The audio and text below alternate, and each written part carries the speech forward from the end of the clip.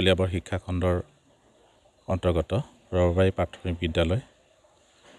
প্ৰথমতে EGS আছিলে, তাৰপিছত আপগ্ৰেড হৈ পেলাই 2010 চনত এই পূৰ্ণ পৰ্যায়ৰ প্ৰাথমিক বিদ্যালয় হিচাপে স্বীকৃতি লাভ কৰিছে। আমি 13 চনৰ পৰা আমি গোটেইকেইজন শিক্ষকে ইয়াত শিক্ষকতা কৰি আছোঁ।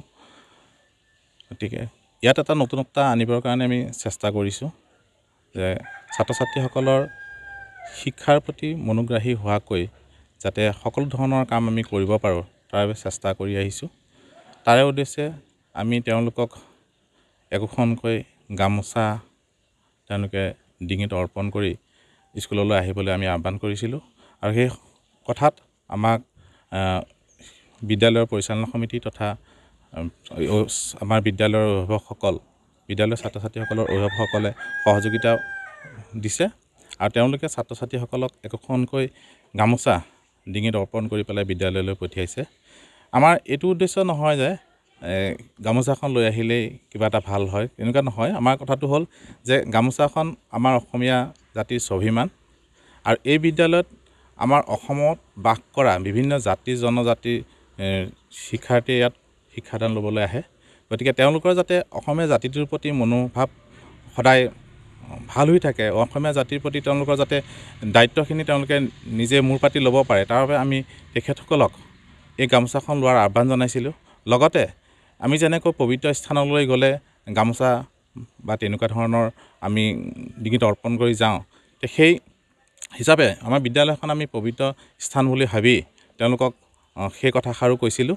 গতিকে গামোচা লোৱাৰ কথাটো আমি শিক্ষকসকলে আলোচনা কৰি পেলাই আমি যেতিয়া SMCক জনাইছিলোঁ, লগতে অভিভাৱকসকলো সেই SMCত আছিলে, তেওঁলোকে পূৰ্ণ সহযোগিতা আগবঢ়াই আমাক এই কাম কৰিবলৈ আদেশ দিছিলে।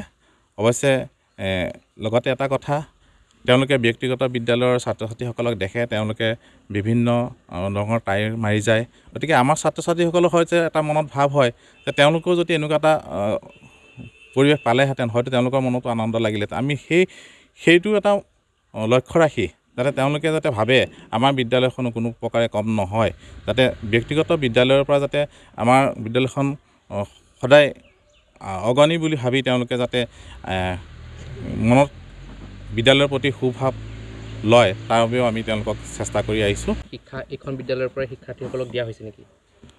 আমি চেষ্টা কৰিছোঁ, অৱশ্যে সেইটো হয়, চেষ্টা কৰিছোঁ।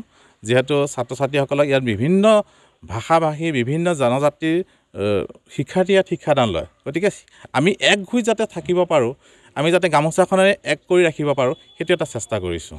আমাৰ মন্দিৰ, আমি মন্দিৰলৈ যেনেকুৱা গামোচা লৈ যাওঁ, বিদ্যালয়লৈ তেনেকুৱা গামোচা লৈ যাওঁ। তোমাৰ নামটো কি? নমস্কাৰ, মোৰ নাম শ্ৰী পাহি শইকীয়া। কোন ক্লাছত পঢ়ি আছা? 3 ক্লাছ 3। ক'ত ঘৰ তোমাৰ? ৰবৰবাৰী। আমাৰ বিদ্যালয়ৰ কাৰণে বৰ ভাল লাগে। গামোচাখন লৈ ভাল লাগে।